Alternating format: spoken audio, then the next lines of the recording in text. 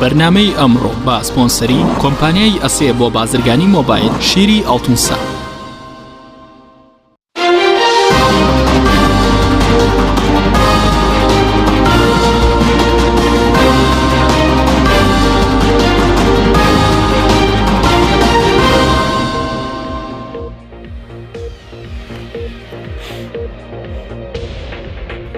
بەناوی خوای گەورە سڵاوتان لێبێت بەڕێزان. فراکسیۆنی کۆمەڵ لە پەرلەمانی عێراق دەست پێشخەرێک لەبارەی بودجێ عێراق و چەند پرسێکی تر پێشکەشی فراکسیۆنە کوردستانیەکان دەکات. لە هەنگاوی یەکەمی دەست پێشخەرێکەشیان لەگەڵ ئارام شێخ محەممەد جێگیری سەرۆکی پەرلەمانی عێراق کۆبوونەوە و هەردوو لا جەختیان لەسەرەوە کردەوە ئەگەر لە ماوەیەکی نزیکدا هەنگاوی جدی نەنرێت بۆ جێبەجێکردنی یاسای بودجێ عێراق جگەر لە سکاڵا تۆمارکردن سەرۆکوەزیرانی عێراق بانکێشتی پەرلەمان دەکەن. بەمیواندارێک لە بەڕێزان لە ستۆدیۆی سەرەکی دکتۆر بایازید حەسەن ئەندامی پێشووی پەرلەمانی عێراق هەروەها لە بەغدادەوە زانە ڕۆسایی ئەندامی پەرلەمانی عێراق تاوتوێی ئەم پرسە دەکەین. دا سەرەتا راپۆرتێک دەبین دواتر لەگەڵ میوانەکانمان درێژە بەم پرسە دەدەین. حکوومەتی هەرێم و عێراق تا ئێستا پابەندی ئەو بڕگانەی یاسای بودجەی عێراق نەبوون کە تایبەتە بە پرسی موچەی فەرمانبەرانی هەرێمی کوردستان. فراکسیۆنی کۆمەڵی ئیسلامیش لە ئەنجومەنی نوێنەرانی عێراق دەست پێشخەریەک بۆ یەخستنی هەڵوێستی فراکسیۆنە کوردیەکان لەبارەی یاسای بودجەوە پێشکەش دەکا. دەست پێشخەریەکەی فراکسیۆنی کۆمەڵی ئیسلامی بۆ لایەنە کوردیەکان بە مەبەستی دروستکردنی فشارە لەسەر حکوومەتی هەرێم و بەغداد بە مەبەستی پابەندبوونیان بە یاسای بودجەی عێراقەوە. لە یەکەم هەنگاوی دەست پێشخەریەکەیاندا فراکسیۆنی کۆمەڵی ئیسلامی لەگەڵ ئارام شێخ محەممەد جێگیری سەرۆکی ئەنجومەنی نوێنەرانی عێراق کۆبوونەوە. لە کۆبوونەوەی نێوان فراکسیۆنی کۆمەڵ و جێگیری سەرۆکی ئەنجومەنی نوێنەرانی عێراقدا باز لەوە کرا لە یاسای بودجەی عێراق کاری باش بۆ موچەی فەرمانبەران و مافەکانی هێزی پێشمەرگە کراوە، بەڵام حکوومەتی هەولێر و بەغداد نهاتوونەتە پێشەوە بۆ جێبەجێکردنی یاساکە. لای خۆشیەوە ئارام شێخ محەممەد جێگیری سەرۆکی ئەنجومەنی نوێنەرانی عێراق ڕایگەیان ئێمە مژدەمان بە خەڵکی کوردستاندا قوتاریان بکەین لەو دۆخە ناهەموارە و لە ڕێی پرۆژە یاسای بودجەوە موچە و پاشەکەوتیان بۆ بگێڕینەوە. لەگەڵ بەرپرسانی حکوومەتی هەرێم کۆبووینەوە تا قەنەعەتیان پێ بکەین کە ئەم هەنگاوەی فراکسیۆنە کوردستانەکان لە بەغدا ناویانە لە بەرژەوەندی خەڵک و باشکردنی ژیانیانە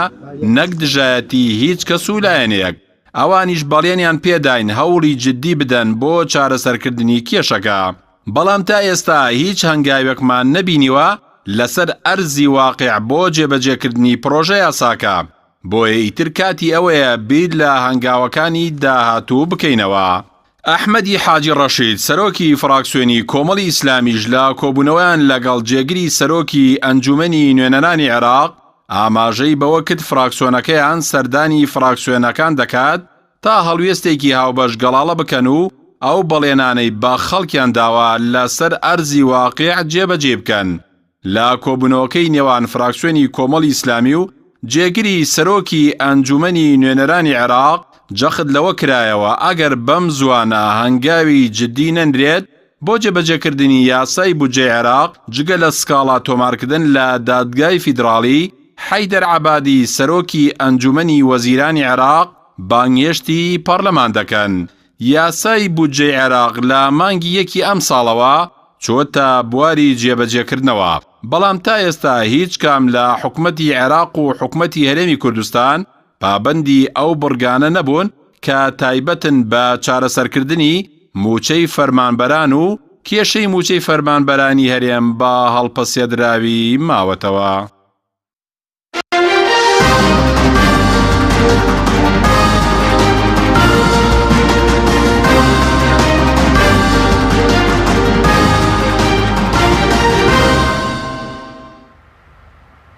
دووبارە سڵاوتان لەبێت بەڕێزان. سوپاس بۆ میوانەکانمان کاکتۆر بەخێر بێن. سوپاس بۆ ئامادەبوونتان. ئەگەر لە سەرەتالەوە دەست پێکەوین و کارێسێک کە مانگێکی یاسای بودجێ عێراق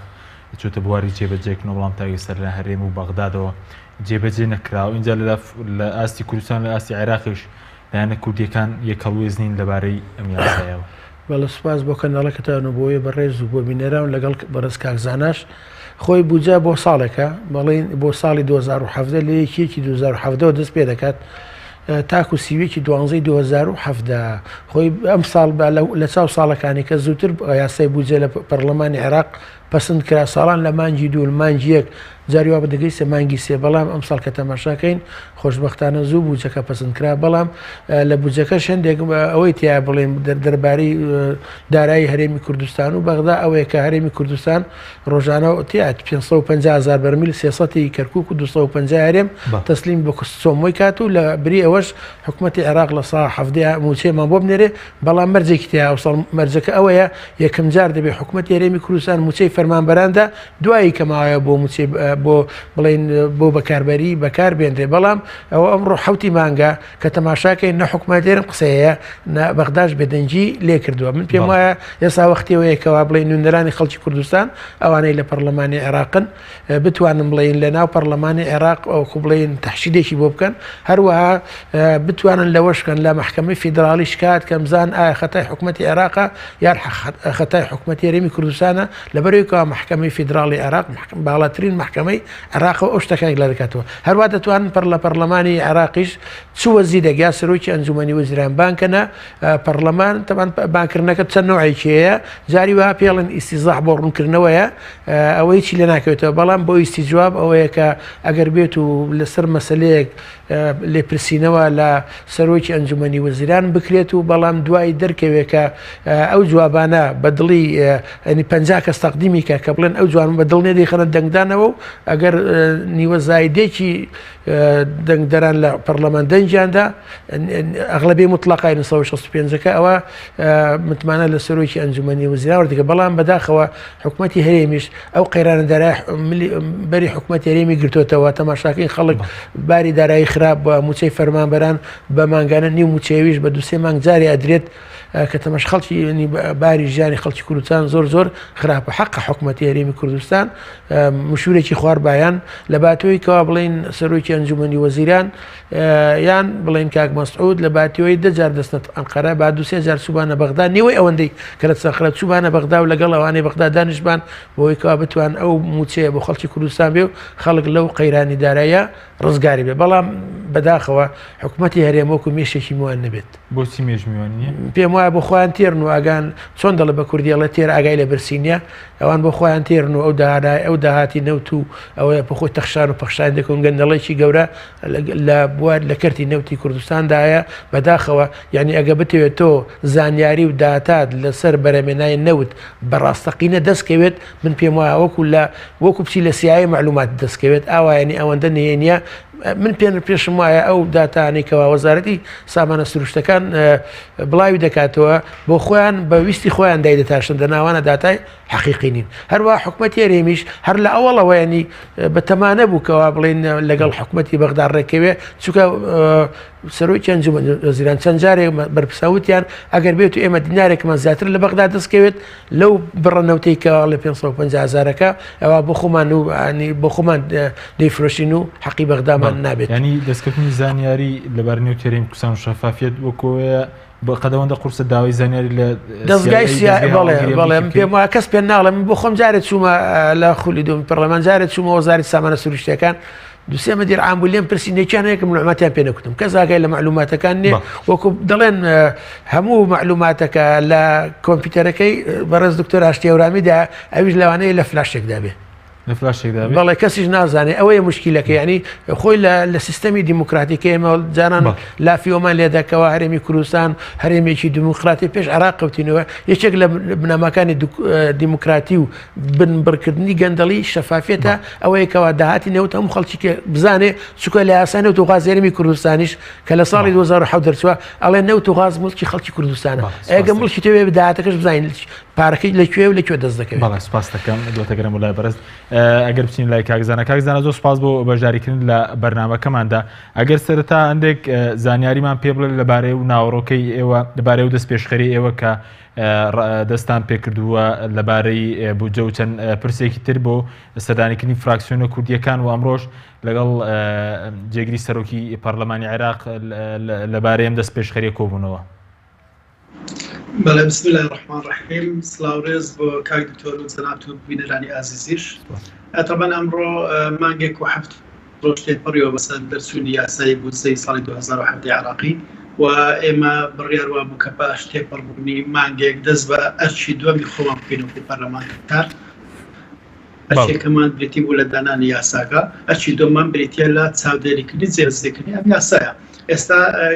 کاتیەوە هاتووە پەرلەمانتار و فراکسیۆنەکان دەست بکەین بە مۆسڵێک بۆ چاودێریکردنی جێبەجێبوونی یاساکە بۆ جێبەجێنە بۆ شێوە کارە چی بکرێ بۆ ئەوەی جێبەجێ بکرێت و ئەو دەقانی سەر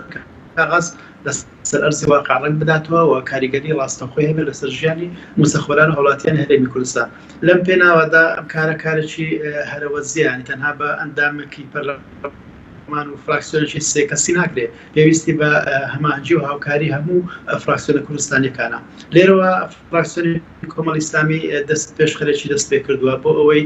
قۆناغی ڕابردووی پێکەوە کارکردنی فراکسیۆنە کوردستانیەکان تێپەڕێنین کە هەندێک تەشەبوهاتی بەخۆی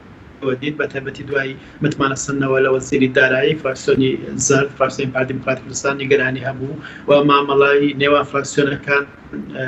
سارد و سوڕی تێکەوت ئێمە فراکسیۆنی کۆمەڵ پێمان باشە ئەم قۆناغە تێپەڕێنین و ئەو ساڵ نیوەی کەماوە لە تەمەنی پەرلەمانیمان بتوانین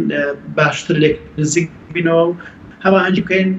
لە هێڵە گشتەکان لە هەندێک ئامانجی گشتی کە لە بەرژەوەندی خەڵکی کوردستاندا پێکەوە هاوکار بکەین بۆ ئەوە دەستمان بە زنجیرێک سەردان کردووە و مەوعیدمان هەیە لەگەڵ هەموو فراکسیۆنە کوردیەکان و پاشانیش بەیەکەوە فراکسیۆنەکان لە لای بەڕێز ئارامشێر محەممەد کۆ دەبینەوە بۆ ئەوەی ئەم بیرۆکانی گەڵاڵە دەبن ڕێککەوی لەسەری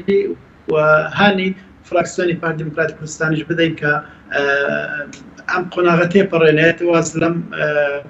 مامەڵە ساردەبێن لەگە فراکسیۆنەکان و ئێمەش تا ئەندازەیەک لەگەر ئەم کەشە سیاسی لە هەرێمی کوردستانیش هاتۆتە ئاراوە دەرفەتێک بدەین بۆ ئیشێکی پێکەوەی ئێمە لە بەغدا مربلانەکانمان جیاوازن لەگەر مربلانەکانمان لە هەرێم یەکەم سەردامان ئەمڕۆ بۆ لای فراکسیۆنی یەکگرتووی ئیسلامی کوردستان بوو وێڕای پیرۆزبایکردنیان بە بۆنی شەشی دوو یاریدا مەزراندن بەڵام کۆمەڵێک تەوەری زۆر گرنگمان بەیەکەوە باس کرد و بیرۆڕای باشمان پێکەوە گۆڕیەوە کە چی بکەین بۆ بە دوواداچوونی یاسای بودجەی 2007 لە شێوە دەست پێ بکەین ڕێی ئەندامانی فراکسیۆنی یەکگرتوومان وەرگرت لە لامانگرنگ بۆ ڕێی ئەوان بۆ ئەوەی تەنها ڕێی فراکسیۆنی کۆمەڵی ئیسلامی نەبی هە لەسەر مەساسەش لەگەر بەڕێز جێگیری سەرۆکی پەرلەمانیش ئەمڕۆ کۆبووینەوە داوامان لێ کرد کە بەڕێزیان وەکو یەکێک لە پۆستە هەواڵەکانی کورد لە بەغدا ڕۆڵێکی کاریگەرتر ببێنێت لە کۆکردنەوەی کورتە کوردستانیەکان و لە بەرگریکردن لە مافەکانی خەڵکی کوردستان لە یاساکانە و هەروە لە هێنانە پێش ئەو پرۆژە یاسانەی کە ڕێگریان لێکراوە لە ئەنجومەن نوێنەران کە بخرێنە بەرنامەی کار و هەروەها هەر بابەتێشتر کە دێتە پێش زووتر بەدەمیەوە بێت و ئێمە کۆکاتەوە ئەوە بمانگەیتێک لەم بارەوە بەڕێز وشیان بەڵێنی باشیدا و هەماهەنگی زۆر هەبوو یەکی لەو بیرۆکاری کە پێکەوەتی ڕاستەمان کردیە ئەوەیە کە سەرۆکی وەزیرانی عراق بانجی پەرلەمان بکەین وەکو میوانداری لێ پرسیم بزانین بۆ چی یاسای بودجەی 2007 لەسەر هەرێمی کوردستان جێبەجێ نابێ و ئاواز لە خیتابە ئیعلامیە بێنێت و ڕاشکاوانە بە نوێنەرانی خەڵکی عراق بڵێت بە کورد و بە عەرەب و پێک ئەتەکانەوە کە گرفتەکانی بەردەم جێبەجێبوونی یاسای بودجە چین هەر لەو میانەشەوە بەڕاستیان پێمان خۆشە کە سەرۆک وەزیرانی حکوومەتی هەرێمی کوردستانیش میوانداری بکرێت ئەگەر هیچ لاریەکی نەبێ لەمە ئەویش بابێت لە بەردەم نوێنەرانی خەڵکی عراق بە هەموو پێکهاتەکانەوە ئەویش بێ ڕوونکردنەوە بداتن باسی ئەو کار لەبەرچی ئەم یاسای جێبەجێ ناکرێت و ئەم یاسای لە سەر ڕوێکەوە زیانی بۆ خەڵکی هەرێمی کوردستان هەیە و نادەستوریبوونی لەکوێوە نەعەدالەتەکەی لەکوێیە بۆ ئەوەی ئەویش مافی خۆیتی وەکو سەرۆکی حکوومەتی هەرێمی کوردستان ئەگەر ڕازی بێتە پەرلەمانەمە پێمانکارێکی باشە یعنی دراسی ئەمەشمان کردو ئەمە گەرانەمان هەموو لە پێشە لە داهاتوودا سەبارەت بە سکاڵای یاسایی زۆر باسیەوە دەکرێت کە لە بەردەم دادگای فیدرالی سکالای یاسایی تۆمار بکرێت ئەگەر ئێمە تەماشای دەستوری عراق بکەین دەسەڵاتەکانی دادگای فیدرالی دیاریکراون ئەم دەسەڵاتانەیەشێک لە دەسەڵاتەکانی ئەوە نییە کە ئێمە بچین ئەم سکالای تەقدیمی ئەوکەین ئەگەر نیزاعێک هەبێت لە بینی حکوومەتی هەرێم و حکوومەتی بەغدایەکی لە تەرەفەکان دەتوانێت بۆ یەکلاکردنەوەی نیزاعەکە پەنا باتە بەر مەحکەمە بەڵام منی پەرلەمانتار و هاوڵاتیەک دەتوانێت بچێتە بەردەم محکەمە ئیداری بۆ نمونە سکاڵا بکە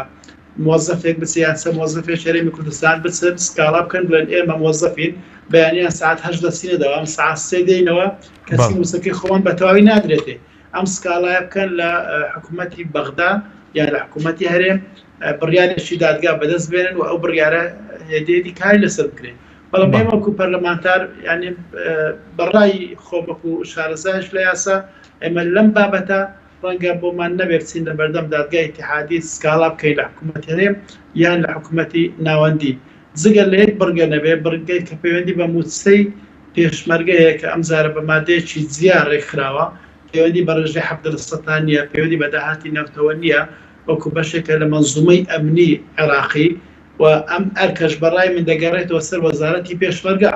وەزارەتی پێشمەرگە لەم یاسایە ناوی هاتووە و پێی گوتراوە کە بە تەنسیق لەگەر فەرماندەی گشتی هێزە چەکدارەکانی عێراق پێویستە خشتەی پێشمەرگە ڕێک بخەن و داوای موچەکانیان بکەن ئێمە هانی وەزارەتی پێشمەرگە هەرێمی کوردستان دەدەین کە دەست بە حرەکەت بکات لەسەر ئەم خاڵە و بە دووادات سووری بە بکەم و ئێمەش کار ئاسانی پشتیوانی بۆ دەکەین. بەڵێ سوپاس دەکەم دواتر بگرێم بۆ لای بەڕێستان کاک تووڕێگەر بگرێم بۆ لای بەڕێستان سەبارەت بەوەی کە ئێستا پێ دوای هەر حکوومەتی هەرێمە کە ناوێت ئەم یاسایە جێبەجێ بکات یاخود عێراقیش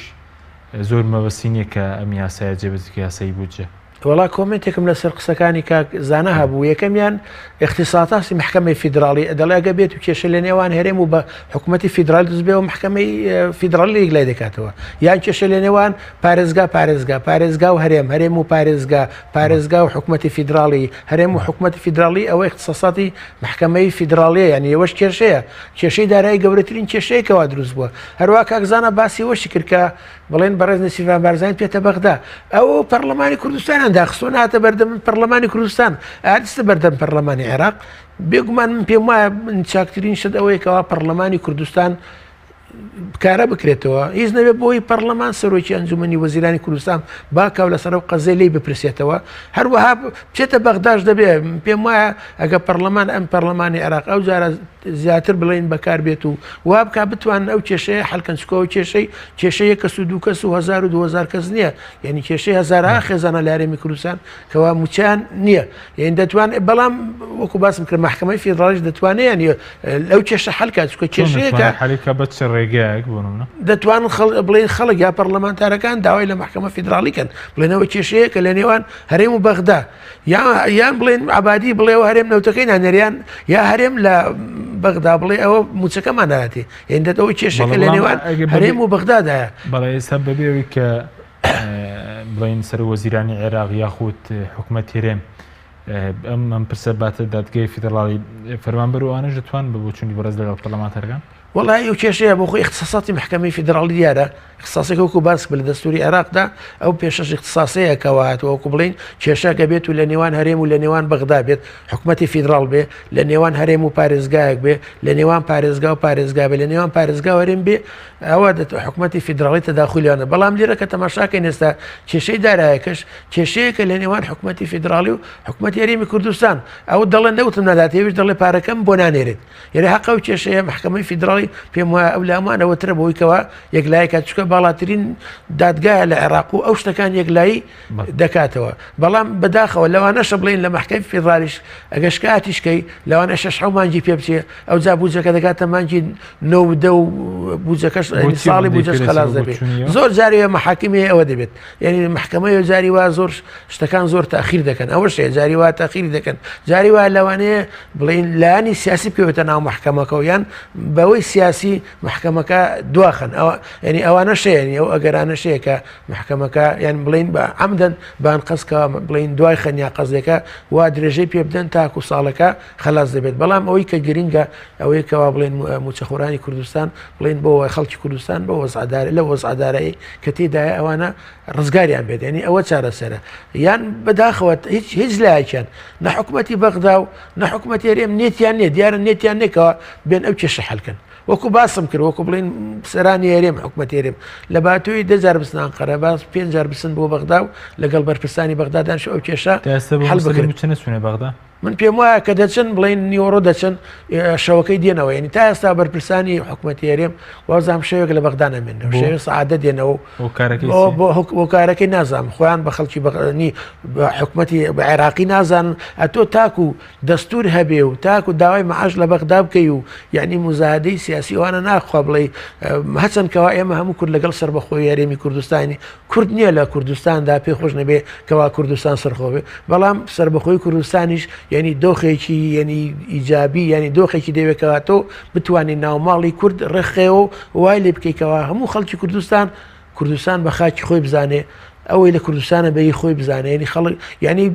ناوماڵی کورد ڕێک بخەیتەوە من پێم وایە کە کورد ئەوەی کردایە ئەوەمان کردایە دەنگمان لە بەغدا زوڵالتر دەبوو لەوانەیە حکوومەتی فیدراالی زیاتر حسابێکی بۆ کردبین کە تەماشاکە ئێستا بڵین لە بەغداش کە فراکسیۆنە کوردەکان هەموو یەکنین بڵێن لایەنێک بڵێن لایانی فراکسیۆنی پارتی دیموکراتی کوردستان لەگەڵ بڵین چوار جیان عربەکان هەتا باسیەوە دەکەن دەڵم فراکسیۆنە کوردەکانی ئێستا بوونە چەند بەشێکەوە من پێم وایە کە هەمووش ئەوە ڕنگدانەوە چیە ڕنگدانەوەی باری ناوخۆی هەرێمی کوردستانە وەکو بڵین کە لایەنێکی سیاسی وەکو بڵین پارتی دیموکراتی کوردستان بە شێوەیەکی سەرێکی وای کردووەکەوە هەژمونیان کۆنتترۆلی هەموو جمگەکانی حکمی لە کوردستان کرد بێن من پێم وایە ئەوە داهاتوێکی باشیش نییە هەم بۆ ناوبانجی هەرێم هەم بۆ سومعی دیموکراتی لە هەرێمەکەماندا. بەڵێ سپاس دەکەم دەگەرم وڵات کاکتۆر کاکزانە سەبارەت بەوەی کە ئێستا ئێوە هەوڵەتان دروست کردو و فراکسیۆنە کوردیەکان وتت قۆناغی یەکەم جێبەجێکردنی مەسەلەی پەسەندکردنی یاسای بودجێ عێراق بوو قۆناغی دووەم شێوازی چاودێریکردنەکە چۆنە ینی ئایا دادگای فیدراالی بەرز وت ناتوانرێ ئەمە یەکلا بکاتەوە یاخود کامیان ڕێگە ئاسانترە بانکێشکردنی سەرۆکوەزیرانی عێراق بۆ پەرلەمانی عێراق یاخود سکاڵا تۆمارکردنەکە بۆ یەکلاکردنەوەیان پرسە ئێمە دوو ئەرکی سەرچیمان هەیە ئەرکی یاسادانان و ئەرکی چاودێریکردن ئەرکی یاسادارمان جێبەجێ کرد ئێمە هەوڵێکی زدیماندا بۆی کۆمەڵێک بەرگە بخێنێتە یاسای بۆزای عێراقی کە لەم قۆناغەدا باشتر بێ لە یاسای ساڵی 2016 و پێمان وایە شتێکی باشمان کرد ئەمە یاساکە دانرا بەڵام ئەم یاسا تا دەچێتە سەر ئەرزی واقع پێویستی بەکارکردنی زیاتر هەیە ئێستا تۆپەکە کەوتوەتە ساحەی حکوومەت کە دەستگای جێبەجێکردنە چ حکوومەتی ناوەندیە چ حکوومەتی هەرێمی کوردستانە لەم ڕۆوە قۆناغی چاودێریکردن دەست پێ دەکات ئێمە ڕەنگە دەسەڵاتی چاودێریکردنمان نەبێ بەس هەرێمی کوردستان چونکە مەفروضە هەرێمی کوردستان پەرلەمانێکی هەبێ کە بەداخەوە ئێستا کارانیە و پەک خراوە ئەمە ئەرچێ مای قورستر کردو بەڕاستی ئێستا خەڵکی کوردستان چاوەڕوانیەوە دەکا ئێمە تا ئەندازەیە کە لەنی پەرلەمانی کوردستانش بڕکەینەوە بە جواب هاتن لەسەر قەزەکانی خەڵکو و وەڵامدانەوەی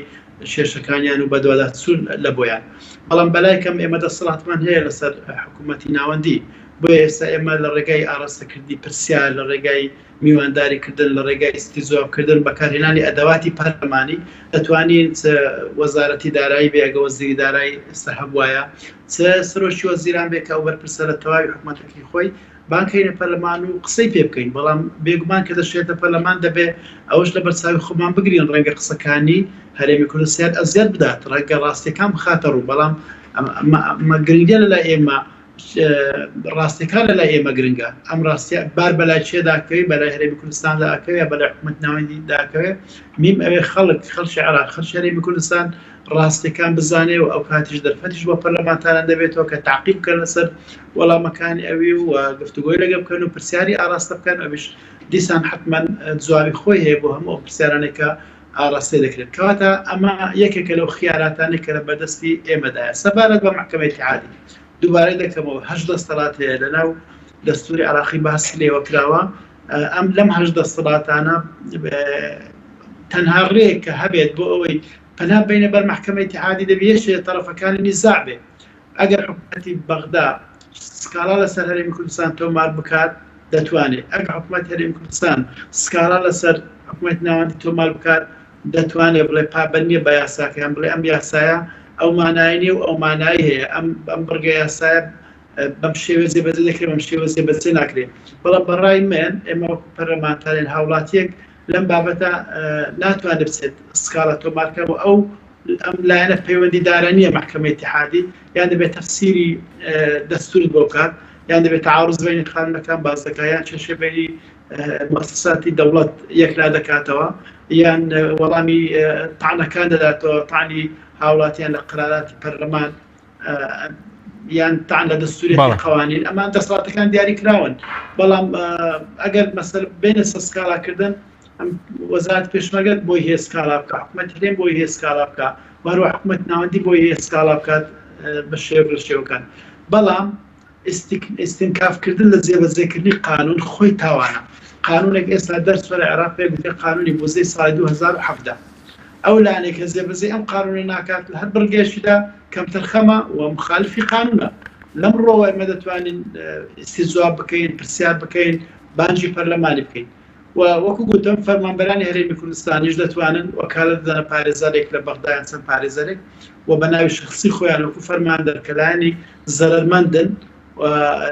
لە یاسای بودجە ئەتوانن سکاڵە لەبەردە محکمەیەکی ئیداری یان محکمەیەکی بەداعەت تۆمار بکەن و ئەم ئەدەواتە قانونیانە بەکاربێنن و بیتە سابقەیەکی زۆر باشیش هاوڵاتیان پێویستە بە دوای مافەکانی خۆیان دابسن لەوڕێەوە هەر کار ئاساییان پێویست بێ لە بەغدای وەکو پەرلەمانتاران دەتوانن کار ئاسانی بۆ بکەین و یارمەتیشیان بدەین بۆ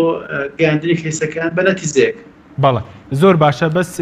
دوای نەوبڕەکە دەگەڕێنەوە لا سەبارەت بۆی ئایا دادگای ئیدارێک دەتوانێت کێشەکەی لا بکات و دوات دەگەڕێنەوە لای بەڕێستان بەڵێ بینەرانی بەڕێست ناوبڕێی کورت و دەگەڕێنەوە لاتەن لەگەڵمان بمێنەوە.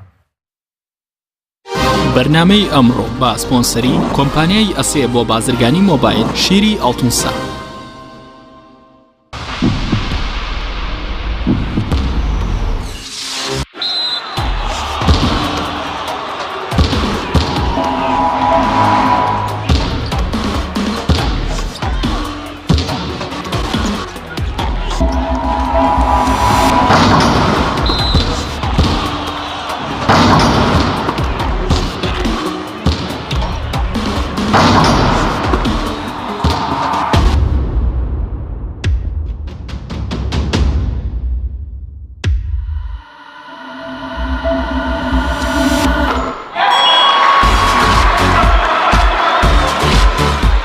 سەرکەوتنە گەورەیە تەنها شیری وشکی ئەڵتونسای تەمێکی ڕاستەقینە و 100% سروشتی نۆشی کە و هەمیشە بە بەهێزی بمێنەرەوە.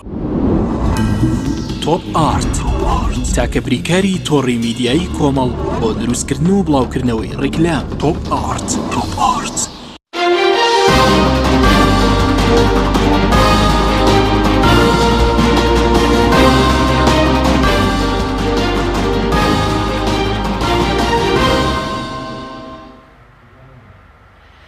دووبارە سڵاوتان لەبێت بەڕێزان کاکزانە سەبارەتەوەی کە بەڕێزوتت ئێستا کۆمەڵێک فەرمانبەر دەتوان پارێزەرێک بکەن بە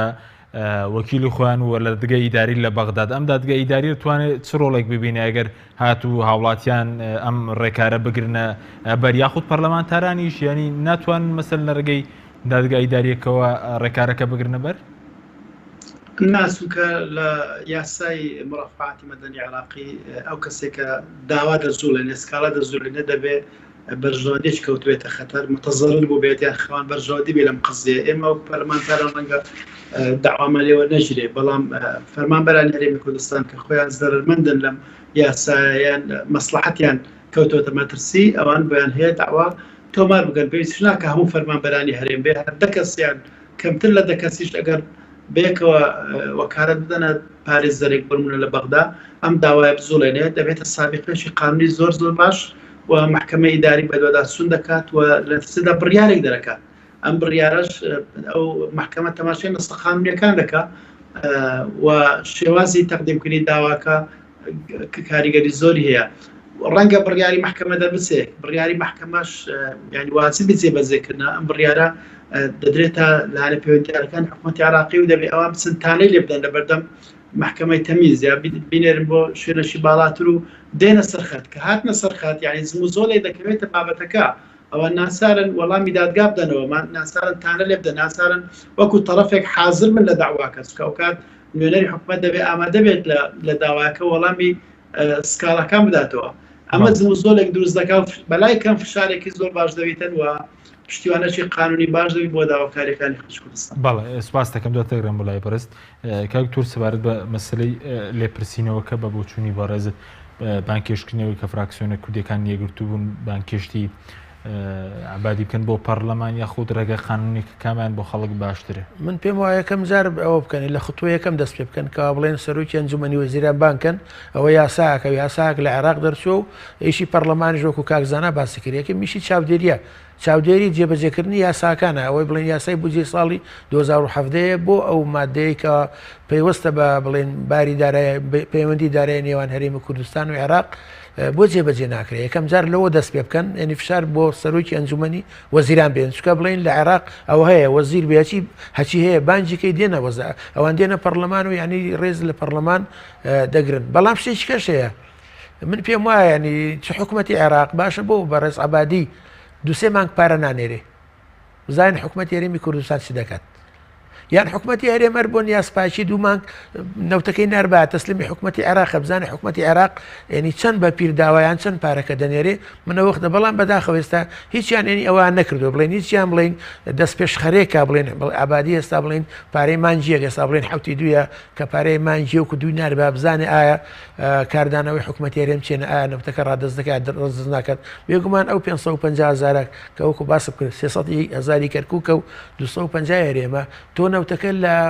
بەندەری جیان دەدێ بە شەریک کۆمپانیای سۆمۆ یعنی تۆ نەوە دەرهێنانەکە و دەسەڵاتەکەی نەوت هەموو لەژێر خۆت دەستی خۆتدا بەس بوو ئەو ڕێکەوتنە بەستە ناوەکو قان یاسای بوجە تەنها بۆ ساڵێکەوە تەواو ئەو ساڵەکە تەواو بوو یاسای بوجەکەش ئەو وەختە مەفعولی نامێنێت بەڵام گرنگترین شت ئەوەیە بتوانن کەوە بە حکوومەتی هەرێم بە حکوومەتی بەغدا بتوانن کەوە قەیرانی دارایی وێنی موچەی فەرمانبەران چارەسەرکەن من پێم وایە حەقە هەردوو لایەن بە پەرۆژ بن بۆی کەوە خەڵکی کوردستان بۆ جۆرەی لێنەیە ئێمە جاران هەڕەشەمان لە بەغدا دەکردو دەمان کورد جا دەبینەوە ئێمە نەوتی خۆمان هەیە و دەیفرۆشین و ئابووری کوردستانی پێ دەبژێنەوە بەڵام داخەوە ئەو کارتی فشارشمان ئێستا لە دەست لە بەرەوەیکەوە داهاتی نەوتەکە دیار نێو نازان پارێن لایەنێکی سیاسی دەستی سەراگرتۆ بە شێوەیەکی سەرێکی و ئەوەیەکەوە داهاتەکەی دیار نێو خەڵکی کوردستان کەوتۆتەوە ینی ئەو وای کردوکەوە هەڵوێستی کورد لە بەغدا لاواز بێت یعنی هەتا زۆر بخوێنە لە لایانی بێگانەکانیش باس ئێوە دەکەن یعنی کە کوردستان نەوتێ بێ ئابوورێکی بەهێزی دەبێت کە ئابووری بەهێزێ بێ ئەوەیەکەوە ئابووری بەهێزیە هەنگاوێکە پایەکە بۆیکەوە ئەتۆ سربەخۆبی بەڵام بەداخەوە ئێمە نەمانتوانی سود لەو کارتی نەوتەژ وەربگرن و وای لێ بکەین وەکو کارتێکی فشار بەرامبەر بەغدا بەکاربین بۆیکەوە ئەو مافە دەستوریانەی کە لە دەستوری عێراقدایە حکوومەتی عێراق وا لێ بکەین ئەوانی جێبەجێ بکات یەکێک لەوانەوەکو بڵین مادەی 140 تا مادەی 140 خۆی دەبوو لە سیوێکی 2007 جێبەجێ کرابایە کە سێ هەنگاو بوو تطبیع و ئحسا و ئیستیفتا ینی ئەو سێ هەنگاوەیە بەڵام بەداخەوە تا ئێستا نەکراوە وازام ئەو ساڵی شەر پارێکی کەمیان وەداناوە وازان 5 میلیارە ساڵەکانی ڕابردوو 200 میلیار 300 میلیار 150 میلیار بەڵام ئەم جارە بۆ مادەی 140 وازام هەر پارەی مۆزەفەکانیان داناوە بۆ کەسیان دانەناوە ئەوە ینی بەداخەوە کە تەماشاکەین لە دەستوری عێراقدا تقریبا ئەو دەستوری عێراق پێویستی بۆ یەکەوە 73 یاسای بۆ دەرچێت کە تەماشاکەین تا ئێستا 23 وازام یاسا دەرچووە 50 یاسا ماوە دەرچێت بۆیکەوە بتوانێنی هەموو پێکاتەکانی عێراقیانی کورد مافەکانی کوردیش جێبەجێ بکرد هەروە عێراق بچێتە سەر ڕێڕەوێکی دیموکراتی ینی ڕێزی هاوڵاتی بگیرێ هەمویان کە هاوبەش بن لە حکمدا مافەکانیان هەیە بە هەموو کەمینەکانەوە هەتا دەستوری عێراقیش باسیەوە دەکات پێ دەڵێن دەستورێکی تەوافقی ینی دیموکراتی تەوافقی چییە ئەوەی کەوا دەبێ هەموو لایەنەکان بەشدار بن بڵین لە بەڕێوەبرنی حکوومەتدا بڵین وەکو لە سوپادا لە هێزی ئاسایشدا بڵین لە پۆستە فیدراڵیەکان دەبێ ئەوانە هەموو پشتی ئەنی بەشی خوانە بێ ینی لە هەمویاندا بەشدار بەڵام کە تەماشاکەین ئێستا بەداخەوە چەند ماوەیەکە کە تەماشاکەین هەندێک پەرلەمانتاری دەوڵەتی قانون باسی ئەغلبی زۆرینەی سیاسی دەکەن زەمن بە علاقە تۆ بڵێن دەڵێ شیعەکان لە عێراقدا زۆرینەی سیاسین ئەگە بێت و ئەوە جێبەجێ بێ ینی ئەوان هەچی جونگەکانی دەسەڵاتە دەیگرنە دەست و لایەنەکانێکش هیچیان نابێت یعنی ئەوە شتێ ئەوە پێم وایە ئەو داواکاریەکە هەندێک لایەنی لە دەوڵەتی قانون پەرلەمانتارەکان باسی زۆرینەی سیاسی دەکەن پێم وایە ئەوە زیان بە دەستور و هەروە بە جێبەجێکردن و هەروە زیانی بە پێکەوە ژیانی خەڵکی عێراقی شێ و کە بڵین یاسا سەروەر بێ ڕێز لە مافی مرۆڤ بگیرێت و هەروە داهات شەفا بێ و بەسەر خەڵکی عێراقدا باس دەکەم کاکزانە سەبارەت بەوەی کە ئەمڕۆ لە کۆبوونەوەتان لەگەڵ ئارامی شێخ محەممەد باستان لە مەسلەی بانکێشی سەرۆگۆزیرانی عێراق کردووە دیارە کاکزانە ئێستا لەگەڵمان نەماوە دواتر دەگەڕێنەوە لای بەڕێزیان سەبارەت بە بانکێشتنی سەرۆگۆزیران کارێکی قورسە مەسەلەن یاخود دەتوانرێت چەند واژۆکە و بکرێتەوە لە نێوان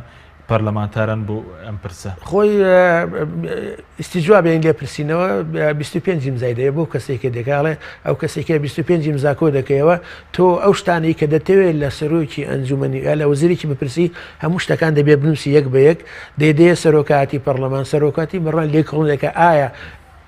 ئەو پرسیارشتانەی کە تۆ دەیکەی ئەو مۆزوعی کە دەیوروژێنی لە بەرژەوەندی گشتیە یان بڵین بەرژەوەندی حیزبی تەسکی حیزباتیە دوای ئەوەی کەوا بڵین سەرۆکاتی پەرلەمان تەماشا کردکەوە لە بەرژەوەندی گشتیە ئەمجا داوانەنێرن بۆ زیر بە یا سەرۆکی ئەنجومەنی وەزیران موعیدێکی بۆ دادێتە پەرلەمانتار کە هاتە پەرلەمانتاری بڵین ئەو کەسەی کە ئیمزاوشتەکانی حازر کردووە بەس ئەو کەسە لێپرسینەوە دەکات بەس ئەو هەیە لە ڕێگای سەرۆکی پەرلەمانەوە بڵین ئەو کەسێک کە لێپرسینەوە لە وەزیر یا سەرۆکی ئەنجومەنی وەزیران دەکات پرسیارەکە دەکا سەرۆکی پەرلەمان بە ئەوە دەڵێت بە بڵین وەکو بڵین سەرۆکی پەڕەوەکو واستێکە لە بینی هەردووکیاندا ینی بەس ئەو کەسێک کە لێپرسینەوەکەی ئامادە کردووە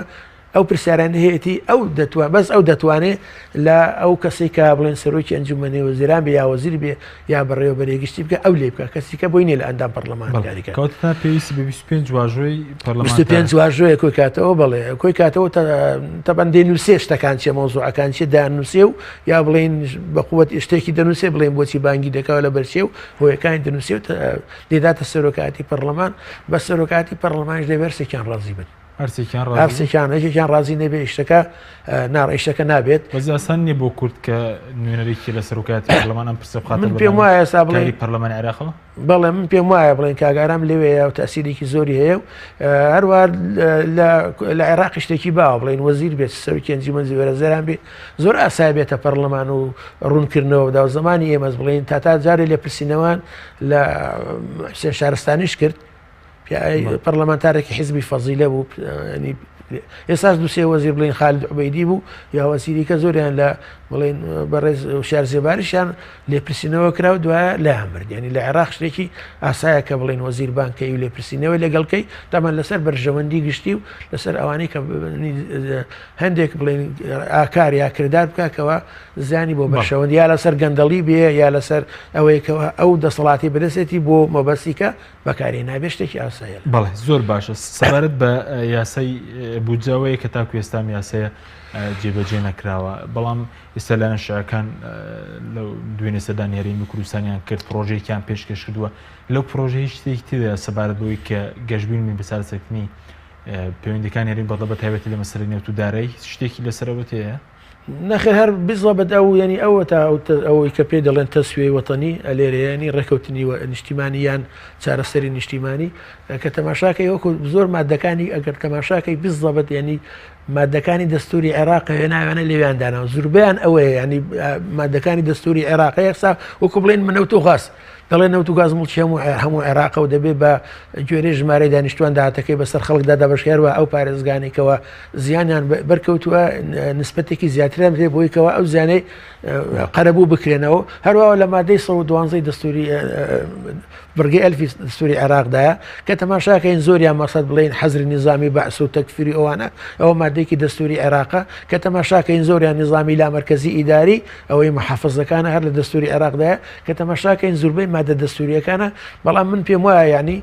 لانی شیعەکانیش ئەوەیە وەکو بڵێن لەگەڵ کوردستان پەیوەندیەکانیان ئەو گرژە نەمێنێ و ڕێکەونەوە لەبەرەوەی کە تەماشاکەین لە ناوچەکە لەوانەیە گۆڕانکاری گەورە بێت ئەگەر بێت و تەماشاکەین دوایەوەکەوە ترامپ هاتە سەر حکم هەڕەشەشی لە ئێران کرد هەڕەشەش لە ئێران ڕۆژانق کە گوێ لە تەسریحەکان لە دوانەکانی بێ معدل هەڕەشە لە ئێران دەکا کە دەڵێ یاری بە ئاگر دەکا یا دەبێ حدودی خۆی بزانم من پێم وایە ئەمریکاش نیگەرانە لەوەیکەوە ئێستا بڵێن وەکو ئەمریکانیش باز دەکەن کە ئێران کۆنتترۆڵێکی هەژمونێکی تەواوی بەسەر عێراقدا هەیە و هەروە کە تەماشاکەی بڵێن لێ یەمن یارمەتیدا هەروە بڵێن یارمەتی ڕژێمی سووریا و یارمەتی حیزبوڵڵا دەدات و ئەمریکا دەیەوێت دەسەڵاتی ئێران لە کوردستان لە عێراق کەم کاتەوە و جالەوانەیە بڵێن لایانی شیعەکانیش ئەو ئەگەران لە پێشچاوە بیانەوێکە لەگەڵ لایەنە سیاسەکانی عێراق وەکو بڵێن ئاشتەوای بکەن وەکو بڵێن لەگەڵ لایانی کوردی کە ئێستا بڵێن گرژی لە نێوان حکوومەتی هێرێم و بەغدا هەیە هەروەها لەگەڵ لایەنە سونەکانیش دانەوێ ئەوانش ئەو مصالحەی وەتەنی بکەن تەنا ئەو مادە دەستوری تێدا باز لە تۆ غازەکەی شتێکی لەسەر مەسلەی دارایی هەرێم و ناوە تێدا و پرۆژێکە لایەنە شیعەکان پێشکەشی لایەنە سیاسیەکانی هەرێمیان کردووە خۆیگە تەماشاکەی ئەو هەموو شتی عامە یعنی شتی گشتیە یعنی بیزڵبت نەیکوتۆ بڵێن ئەو مادە بۆ فلان مادە دەرچێ ئەوە بکەین یا بڵێن سەقفی زەمەنی ئەوانی ئالیەت ینی میکانیزمی جێبەجێکردنی ئەو ڕێکەوتنیان ئەو چارەسەرە نیشتیمانی لێرەدا نییە خۆیەگە تۆ ئالێت دانێ میکانیزم دانەی دەبێت تەوقیتەکەش دانێ بڵین لە بڵین ئێستاچێک لەوانە ئەنجومەنی ئەوەیە مەجلیسی اتحادی ئەنجومەنی فیدراڵی ئێستانیمانە ئێستا پەرلەمانی عێراق بە گوێرەی دەستی عێراق پێڵێن دوو ژوور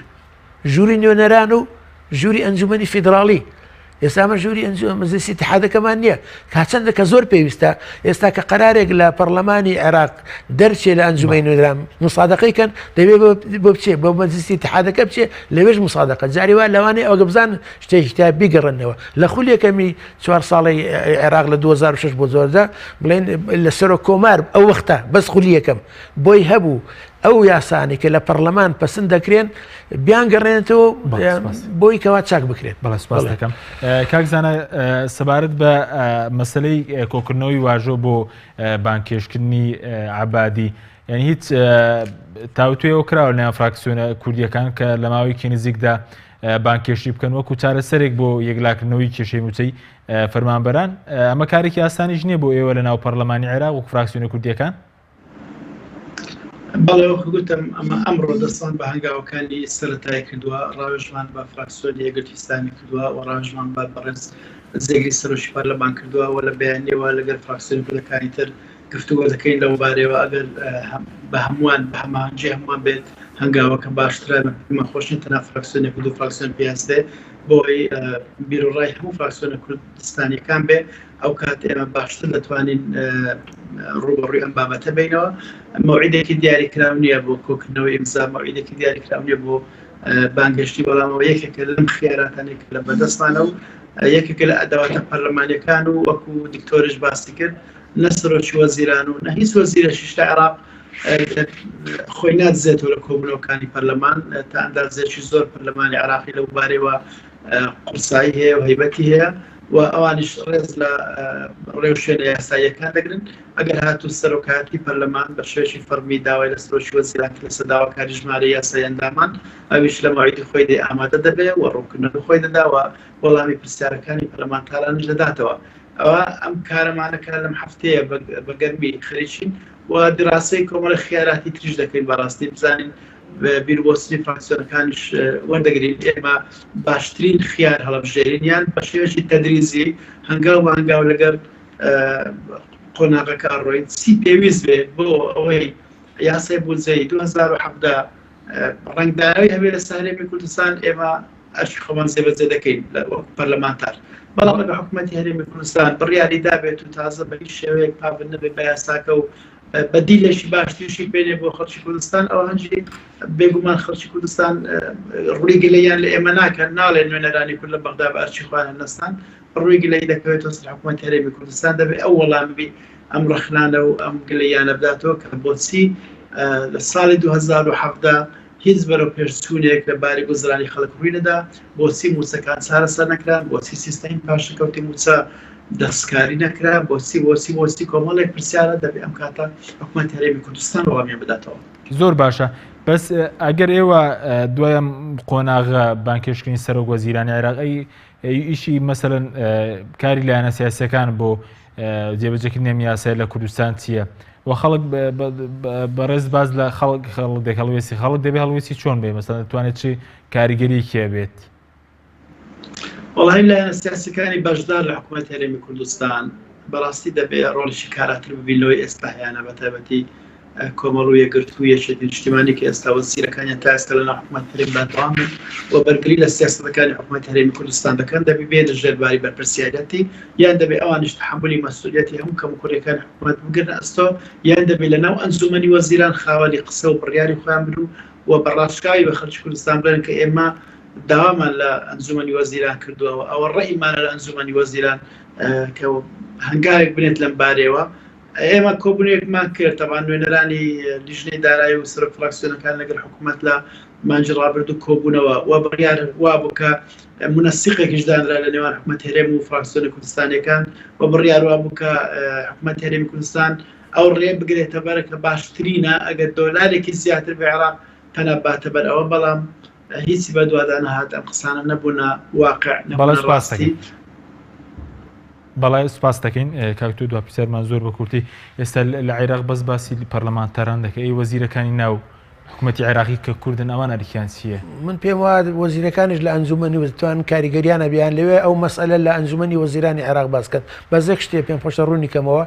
کە دەڵێ بانکێشتنی وەزیرێکی یا سەرۆکی ئەنجومەن دەکەدەی باگەشتنەکە دوو نوعە یەکیان پێڵێ ئیستیزاح یعنی بۆ ڕوونکردنەوەیە ڕوونکردنەوە وەزیرەکە دێ بڵێن سەرۆکی ئەنجومەن ڕووی دەکاتەوە کە بۆچی ئەو یاسایە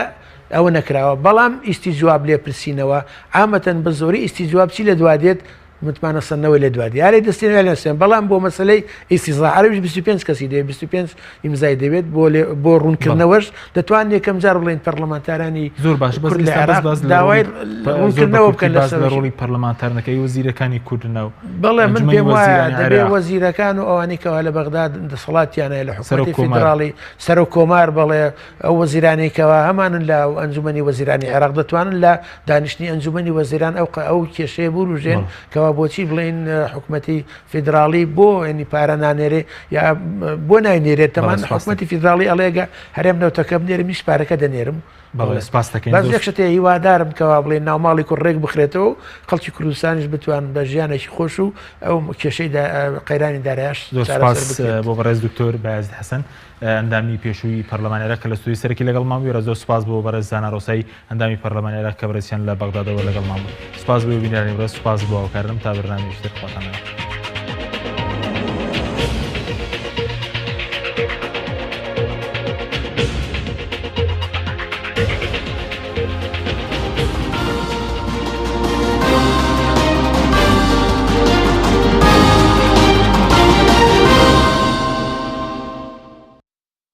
بەرنامەی ئەمڕۆ بە سپۆنسەری کۆمپانیای ئەسێ بۆ بازرگانی مۆبایل شیری ئەڵتونسا.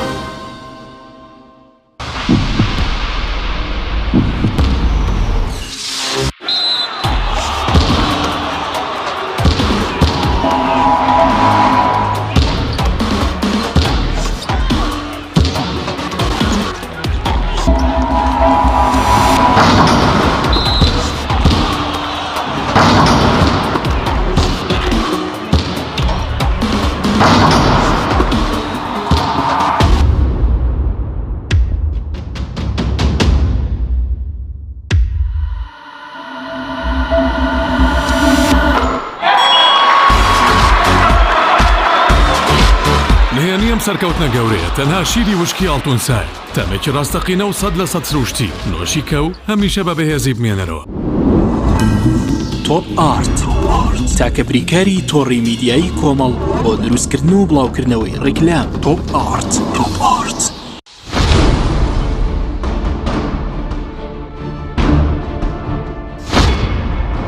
بەرنامەیەم جارشم لەگەڵ یەکێکە لە وتاربێژەکانی سەرای ئازادی. ئەو قسەی کە لێرە کردومە بەرەو ڕوو مەسەلەن پێم وتووە ئێوە مستەشارەکانتان خیانەتتان لێکەن.